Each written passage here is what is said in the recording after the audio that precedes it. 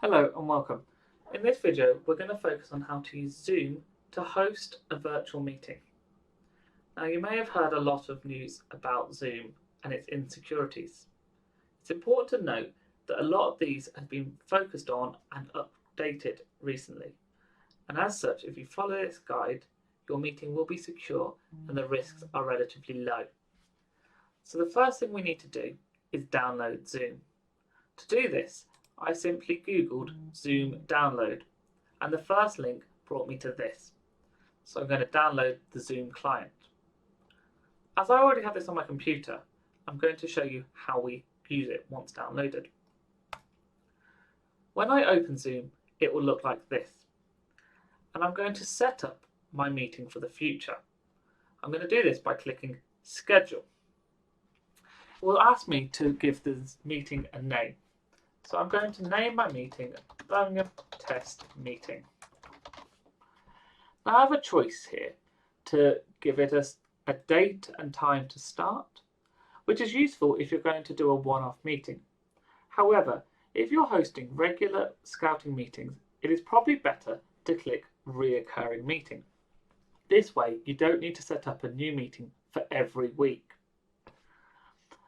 One of the updates that Zoom added was that you must have a password.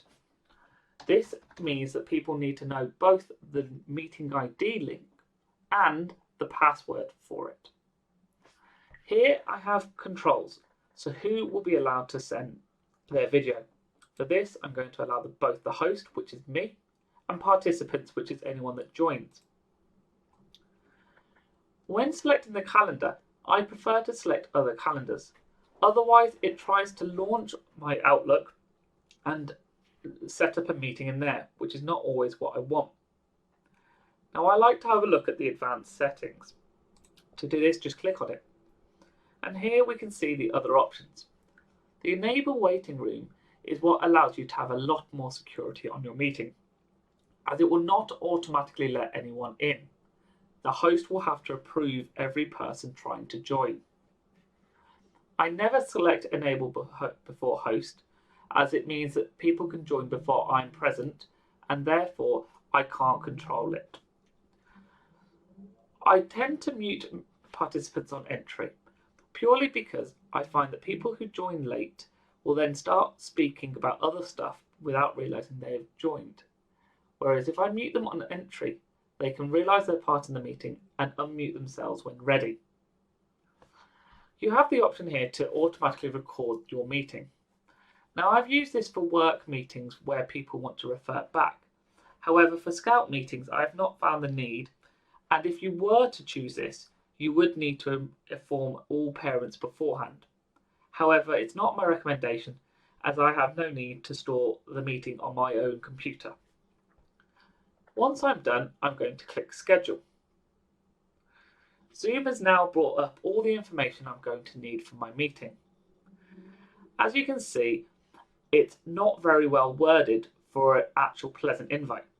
So as such, I would only copy the last bit, which is the join the Zoom meeting with the URL, the meeting ID in case the person has the app and just wants to use that, and the password.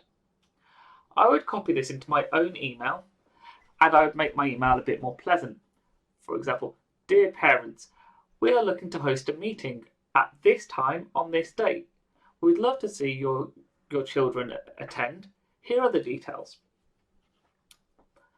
So I'm going to imagine that I've now sent out my meeting and it is time.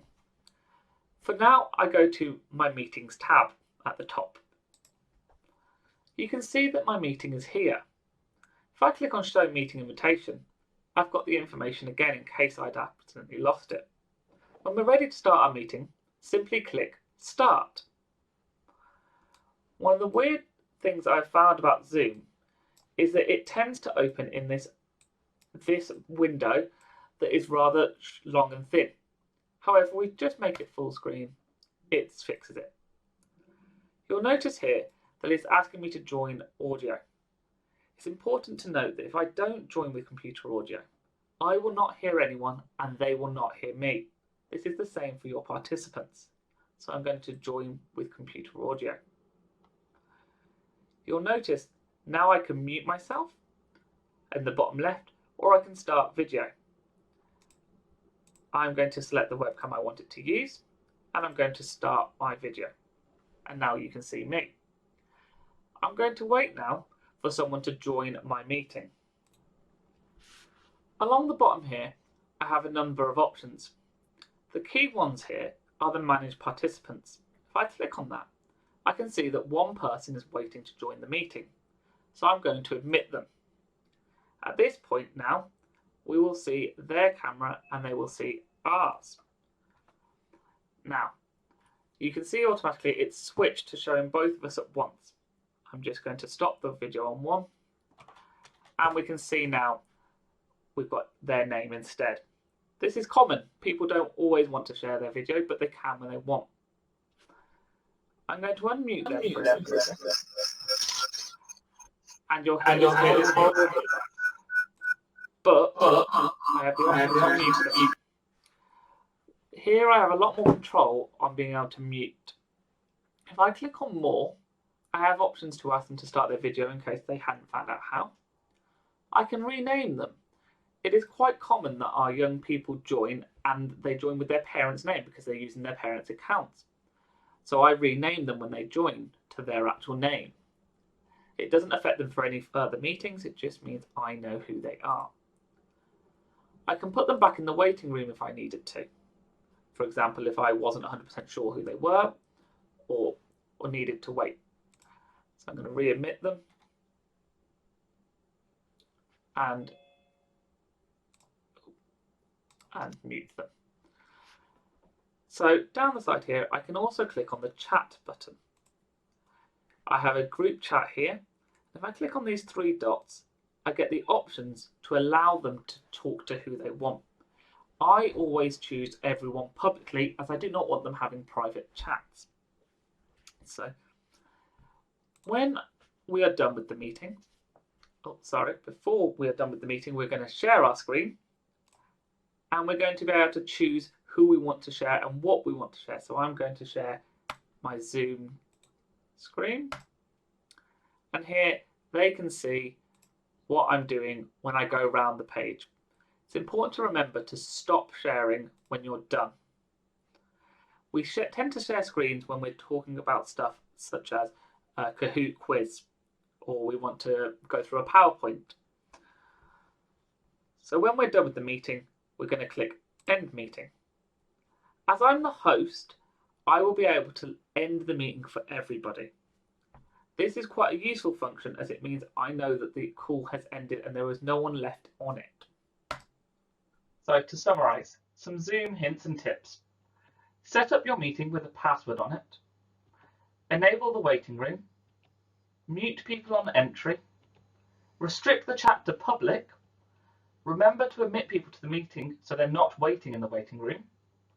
Remember to rename people to their actual names, not just their parents' names. Restrict the screen sharing to the host and only allow it for others when required.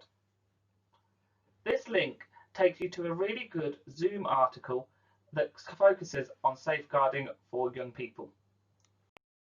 The Scout Association has made a really good page containing loads of useful information about virtual scouting.